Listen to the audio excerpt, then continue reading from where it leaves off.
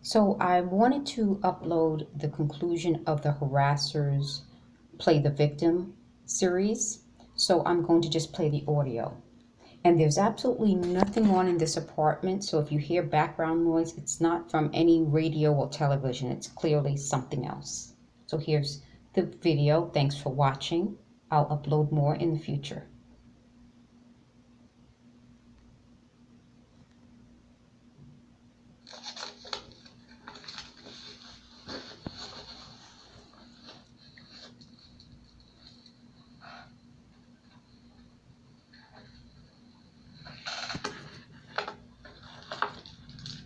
Until it's ready, I'm just going to talk over it a little bit. So my name is Shamega Johnson. I'm going through this stalking and harassment thing. And so is my mom. So it really isn't an individual thing. We're both going through it. And if you're interested, you can check us out on cupofjava.com, which is the website. And also my Twitter account, which is Shamega Johnson. And my former Twitter account, which is Bella Soul Shamega Johnson, and Cup of Java Pro. So last night, my mindset, I'm a woman who can be self-sufficient. I don't have to go back to someone to get approval. And that's another thing, I don't have to get their approval. I don't have to fit into what their expectations of me are, because those expectations are based on how it would benefit them and their lives, not how it would benefit me. And that's part of it. That's a whole other discussion. So all of our discussions, I hope to put into smaller videos, like little videos about these topics. Their need to find people who need approval. So it's a codependent relationship. So they need people who seek approval. I don't seek approval. They need people who will be willing to violate the law. I will not violate the law. They need people who think that there is a hierarchy. I do not believe that there's a hierarchy. I believe that we have equality. That's the whole point.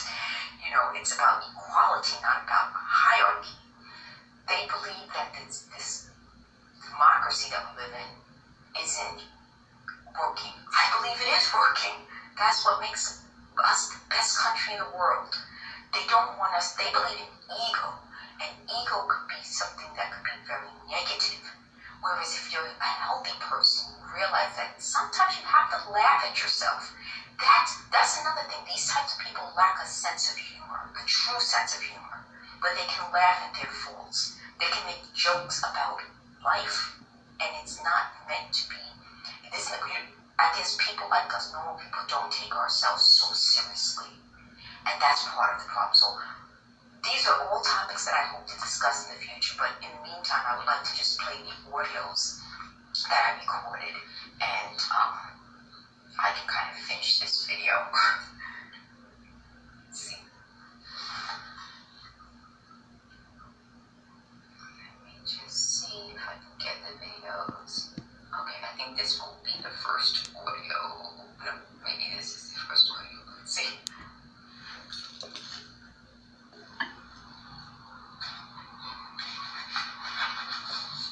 So the previous video ended.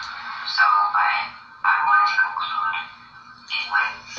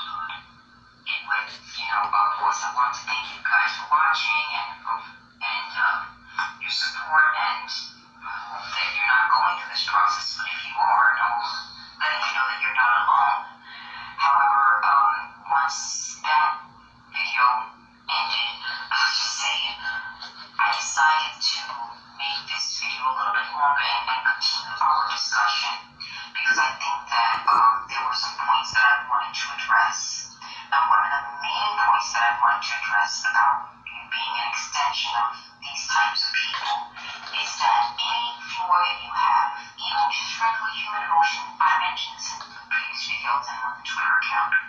The idea that you would look crazy to them is so, I can't think of any other way of expressing it. It's so horrible. The thought of looking crazy is so horrible that they think that that's a threat. Whereas for most of us normal people, that would just be a regular day. You just make mistakes, you're human. You just react. And in a loving relationship, it's not a big deal.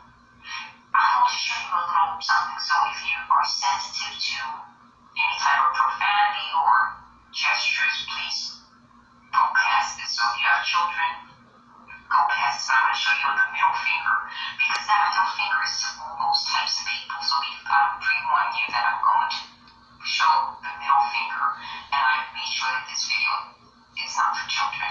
So here is the middle finger. I didn't show it. Right, so in this us normal people, we have a range of emotions. We're not perfect. We don't pretend to be perfect.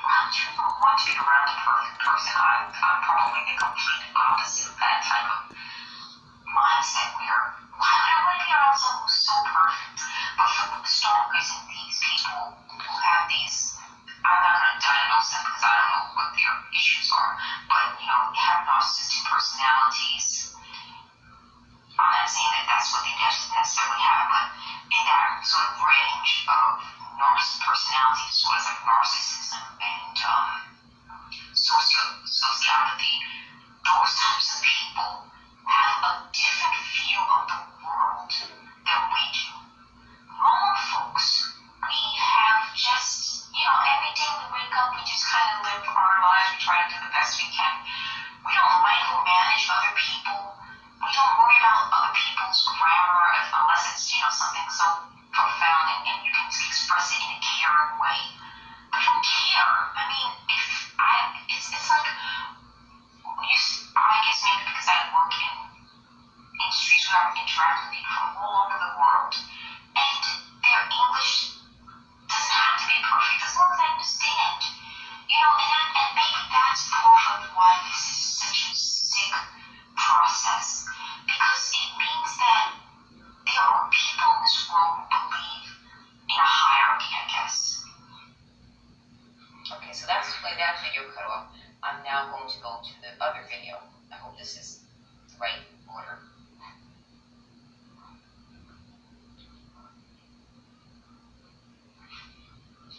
I don't know if that's the right one. That might not be the right one. Let's see if this is it.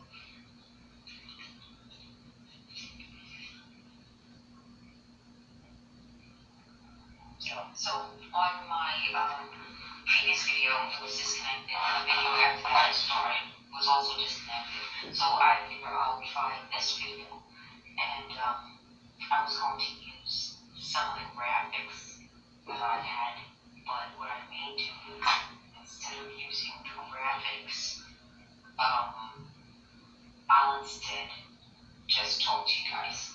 So what I was saying with this whole process is that there must be, and again, I'm not diagnosing anyone, or I'm just saying that there were, if you look up in the DSM, you'll be able to find out some of the traits in the checklist that narcissistic people have, people who have sociopathic tendencies have, and most of those things on the checklist are things that these people exhibit.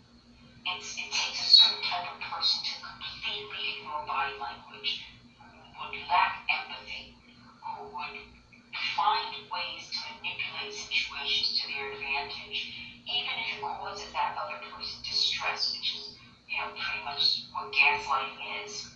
So what these people tend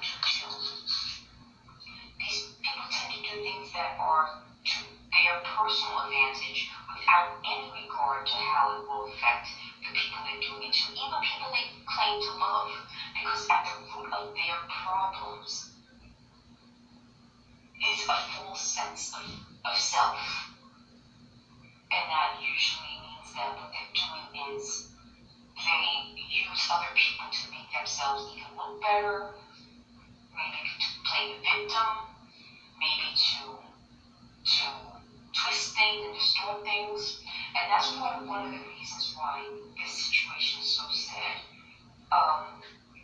If in order to assassinate my character, they have to play the victim, meaning I have to be a horrible person and I have to have done something horrible to justify their treatment of me, which means they're playing the victim.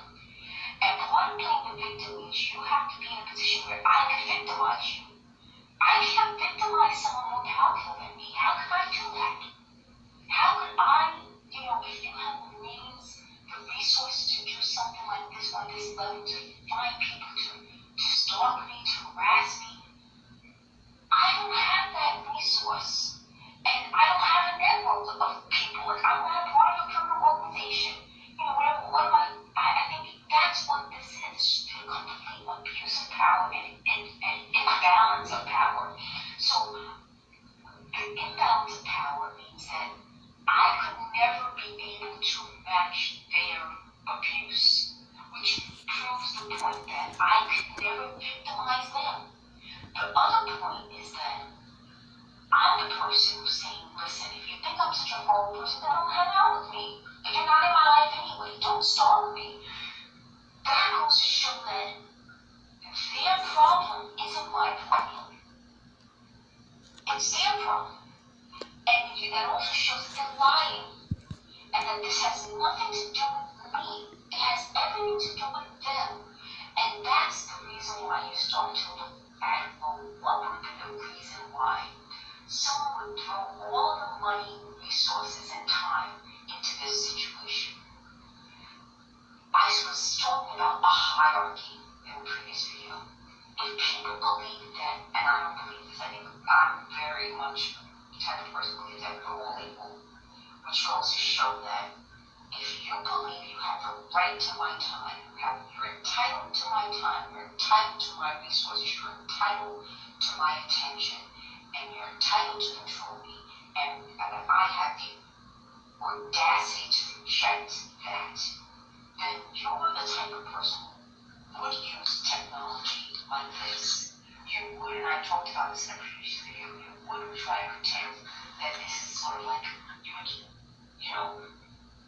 a punishment for me. This is about punishing me, this is about teaching me a lesson, this is about making sure that I get the message that I'm not on their level. And that's what I'm talking about in terms of how this whole thing operates and how people like this bully you.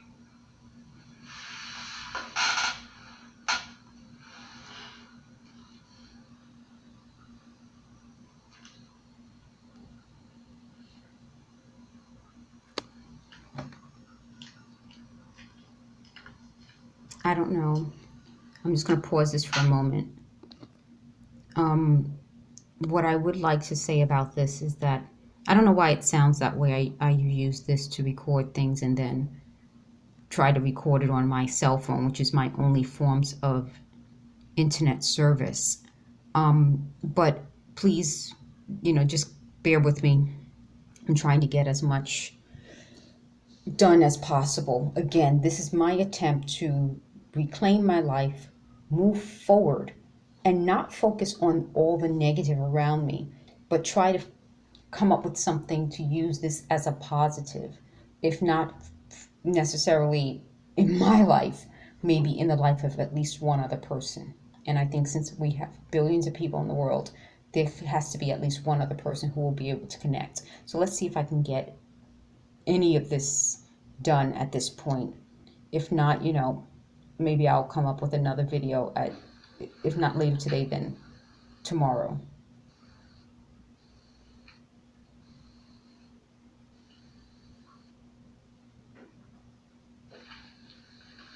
So what I'm going to continue to do is hopefully by wrapping this up a bit, I can move on to another topic. There are so many topics I would like to discuss. One of them being how harassers need people who seek their approval. So if you are someone who doesn't necessarily seek the approval of others, then you become someone who challenges them. Because how dare you have your own ideas?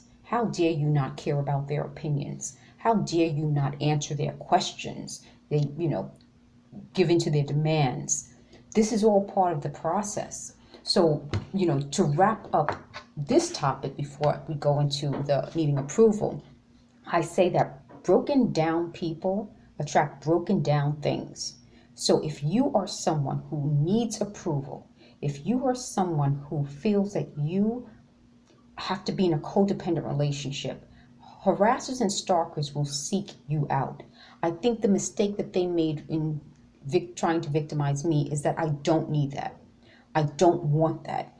And that could be part of the reason why they feel they have to punish me, because I feel that they mistook me as the type of person who would be a good victim. I am not a good victim. I'm probably a very bad victim, because despite all of this that's happening in my life and how it's affecting my mother, I'm not turning into the person they wanted me to turn into, which would be someone who either lashes out in an uncontrolled manner or someone who doesn't know how to handle this type of aggression.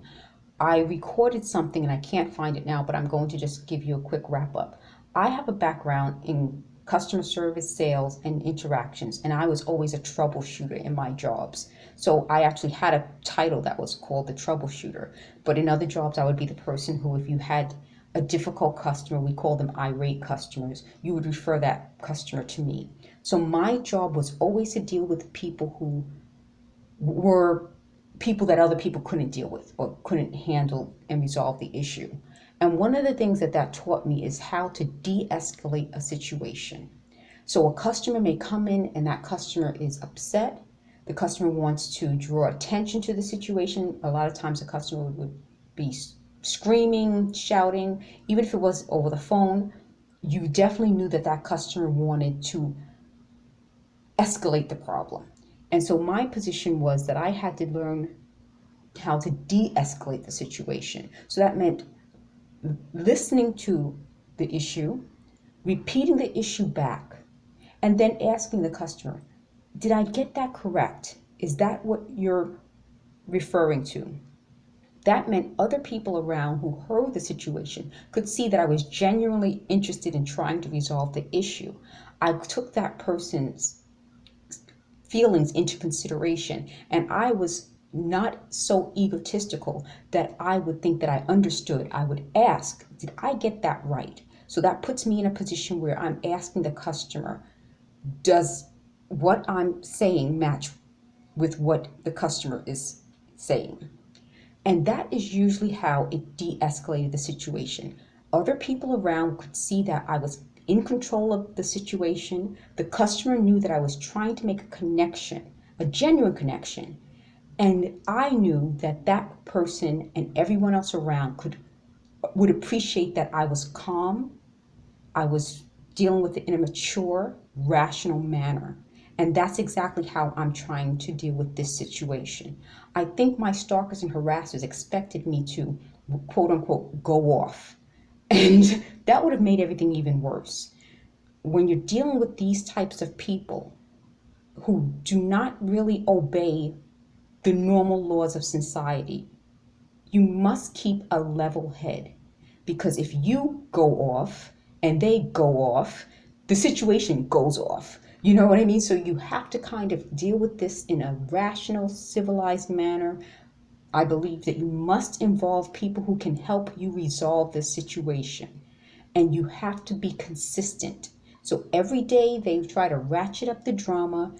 Every day I must remain calm. Not just for myself, but also for my mother. So I hope that will offer you guys some tips on how to deal with these difficult situations. You know, life isn't easy. We all have problems. We all face issues. I'm not the exception. I consider myself the norm. And if you can de-escalate